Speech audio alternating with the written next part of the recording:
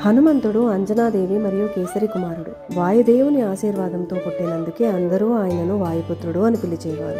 చిన్న హనుమంతుడు చాలా అల్లరిబాబు. తల్లి అంజన అడవికి పండ్లు తెచ్చేందుకు వెళ్తే వాయుదేవుడు అతనితో ఆడుకునేవాడు. రంగురంగుల ఆకులు, అందమైన పూలను అతని వైపు ఊదేవాడు. హనుమంతుడు నవ్వుతూ వాటి వెంట పరిగెత్తేవాడు. అంజన ఇంటికి వచ్చి, హనుమా, ఎక్కడా నా బంగారం అని పిలిస్తే ఎంత దూరంలో ఉన్నా హనుమంతుడు అమ్మా వస్తున్నా అంటూ వెంటనే పరుగెత్తి వచ్చేవాడు. ఒకరోజు ఉదయం హనుమంతుడు చాలా ఆకలిగా లేచాడు. అమ్మా, ఆకలేస్తుంది అని అనుకున్నాడు.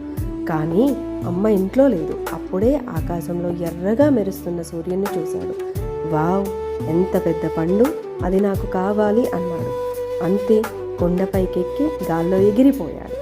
వాయుదేవుడు మెల్లగా తనకి సహాయం చేశాడు. చిన్న హనుమంతుడికి సూర్యుడి వైపు వేగంగా దూసుకెళ్లే అవకాశాన్ని ఇచ్చాడు.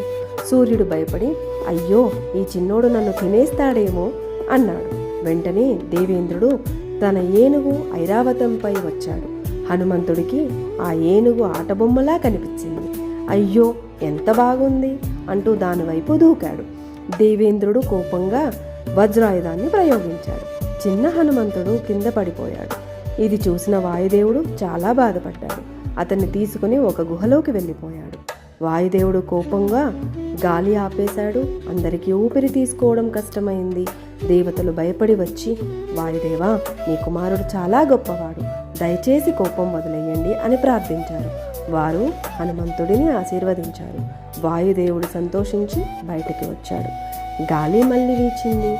అందరూ సంతోషించారు. అప్పుడే దూరంగా ఒక మధురమైన స్వరం వినిపించింది. హనుమా, నా బంగారం ఎక్కడా అని. అమ్మా అని హనుమంతుడు ఆనందంగా ఆమె దగ్గరికి పరిగెత్తాడు.